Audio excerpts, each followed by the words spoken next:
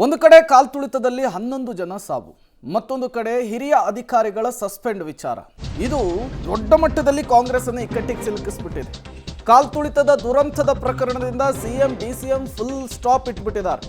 ಅತ್ತ ಹೈಕಮಾಂಡ್ ಗರಂ, ಸರ್ಕಾರದ ವಿರುದ್ಧ ವಿಪಕ್ಷಗಳು ಅಟ್ಯಾಕ್ ಮಾಡ್ತಿದ್ದಾವೆ. ದುರ್ಘಟನೆಯ ಬಳಿಕ ಸರ್ಕಾರ, ಪಕ್ಷ, ವೈಯಕ್ತಿಕ ವರ್ಚಸ್ಸಿಗೂ ಕೂಡ ಪೆಟ್ಟು ಬಿದ್ದಿದೆ. ಸಿಎಂ ಡಿಸಿಎಂ ಸ್ವಯಂ ಆರೋಪದ ಕಟಕಟಿಯಲ್ಲಿ ನಿಲ್ಲುವಂತಹ ಸ್ಥಿತಿ ನಿರ್ಮಾಣವಾಗಿದೆ. ಪೊಲೀಸರ ಅಮಾನತು ಕ್ರಮದಿಂದ ಭಾರೀ ಮುಜುಗರ, ಅಪಮಾನ ಕೂಡ ವ್ಯಕ್ತವಾಗ್ತಾ ಇದೆ. 5 ಪೊಲೀಸ್ ಅಧಿಕಾರಿಗಳ ವಿರುದ್ಧ ಕ್ರಮದಿಂದ ಮತ್ತಷ್ಟು ಡ್ಯಾಮೇಜ್ ಪಕ್ಷಕ್ಕಾಗಿದೆ, ಸರ್ಕಾರಕ್ಕಾಗಿದೆ. ಈ ಅಮಾನತು ನಡೆಯಿಂದ ಪೊಲೀಸ್ ವ್ಯವಸ್ಥೆಯ ವಿರೋಧವನ್ನು ಕೂಡ ಕಟ್ಟಿಕೊಂಡಿದೆ ಸರ್ಕಾರ. ಹಾಗಾಗಿ ಒಂದು ರೀತಿ ಅಡಕತರಿಯಲ್ಲಿ ಈಗ ಸಿಲುಕಿಕೊಂಡಂತಹ ಪರಿಸ್ಥಿತಿ ಕಾಂಗ್ರೆಸ್ ಸರ್ಕಾರಕ್ಕೆ ನಿರ್ಮಾಣವಾಗಿದೆ. ಒಂದು ಕಡೆ ಈ ಸರ್ಕಾರ ಅಸ್ತಿತ್ವಕ್ಕೆ ಬಂದಾಗ್ಲಿಂದ ಇಬ್ರು ಒಟ್ಟೊಟ್ಟಿಗೆ ಆರೋಪವನ್ನ ಎದುರಿಸ್ತಾ ಇರೋದು ಇದೇ ಫಸ್ಟ್. ಇಷ್ಟು ದೊಡ್ಡ ಮುಜುಗರ, ಇಷ್ಟು ದೊಡ್ಡ ಅವಮಾನ 2 ವರ್ಷದಲ್ಲಿ ಇಬ್ರಿಗೂ ಒಟ್ಟೊಟ್ಟಿಗೆ ಅಂತೂ ಆಗಿರಲಿಲ್ಲ. ಇಬ್ರಿಗೂ ಬೇರೆ ಬೇರೆ ಟೈಮ್ನಲ್ಲಿ, ಈಗ ಮೂಡಾ ಕೇಸ್ ಇರ್ಬೋದು, ಅಥವಾ ಇವರಿಗೆ ITED ರೇಡ್ ವಿಚಾರದಲ್ಲಿರ್ಬೋದು, ಅಥವಾ ಅವ್ರು ಕೊಟ್ಟಂತಹ ಹೇಳಿಕೆಯಿಂದ ಇರ್ಬೋದು, ಬ್ಯಾಕ್ ಫೈರ್ ಆಗಿದೆ. ಬಟ್ ಇದು hit wicket, literally hit wicket, ಒಂದು ನಿರ್ಧಾರ. ನಿರೀಕ್ಷೆಗೂ ಮೀರಿ ಜನ ವಿಧಾನಸೌಧದ ಎದುರುಗಡೆ ಸುಮಾರು 1 ಲಕ್ಷಕ್ಕೂ ಹೆಚ್ಚು ಜನ ಸೇರಿದ್ರು. ಕ್ರಿಕೆಟ್ ಸ್ಟೇಡಿಯಂನಲ್ಲಿ 35,000 ಜನ ಕೂತ್ಕೊಳ್ತಕ್ಕಂಥ ಆಸನ ಇರ್ತಕ್ಕಂಥದ್ದು. ಆದರೆ 2-3 ಲಕ್ಷ ಜನ ಬಂದ್ಬಿಟ್ಟಿದ್ದಾರೆ. ಸುಮಾರು 11 ಜನ ಸತ್ತಿದ್ದಾರೆ.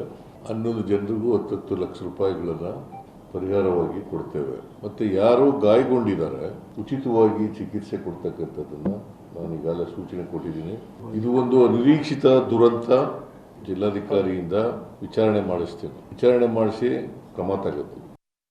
ಆಮೇಲೆ ಇನ್ನೊಂದು ತೀರ್ಮಾನ, ಕಬ್ಬನ್ ಪಾರ್ಕ್ ಪೊಲೀಸ್ ಸ್ಟೇಷನ್ನ police inspector, station house master, station house officer, ಮತ್ತೆ ಆ ಭಾಗದಲ್ಲಿ ಬರ್ತಕ್ಕಂಥ ACP, ಸೆಂಟ್ರಲ್ DCP, ಕ್ರಿಕೆಟ್ ಸ್ಟೇಡಿಯಂನ in charge, additional commissioner of police ಮತ್ತೆ ಕಮಿಷನರ್ ಆಫ್ ಪೊಲೀಸ್ ಇವರನ್ನು ತತ್ಕ್ಷಣದಿಂದ ಅಮಾನತುಗೊಳಿಸ್ತಕ್ಕಂಥ ತೀರ್ಮಾನವನ್ನು ಮಾಡಿದ್ದೀವಿ. I repeat, CPI Cubbon park police station, ACP of that particular area, Assistant Commissioner of Police, Deputy Commissioner of Police, Central, Additional Commissioner of Police, who is in charge of Cricket Association Stadium, ಅಲ್ಲಿ incharge ಇದ್ದದ್ದು, ಅವರು ನೋಡ್ಕೊತಾ ಇದ್ದದ್ದು.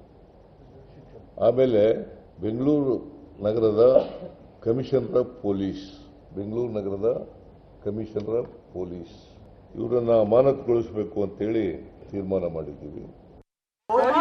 ಕುಮಾರಸ್ವಾಮಿ ಅವರು ಮತ್ತೆ BJP ಅವರು sir, ಸಿದ್ದರಾಮಯ್ಯನವರು ಮತ್ತೆ DK ಶಿವಕುಮಾರ್ ಅವರು ಹೊಣೆಯನ್ನು ಹೊತ್ತು ಅವರು ರಿಸೈನ್ ಮಾಡಬೇಕು, ಪೊಲೀಸ್ ಅಧಿಕಾರಿಗಳನ್ನ ಬಲಿಪಡಿಸಿದ್ದಾರೆ ಅಂತ ಕುಮಾರಸ್ವಾಮಿ ಅವರು, ಬಿಜೆಪಿಯವರು ರಾಜಕೀಯಕ್ಕೋಸ್ಕರ ಮಾತಾಡ್ತಾರೆ.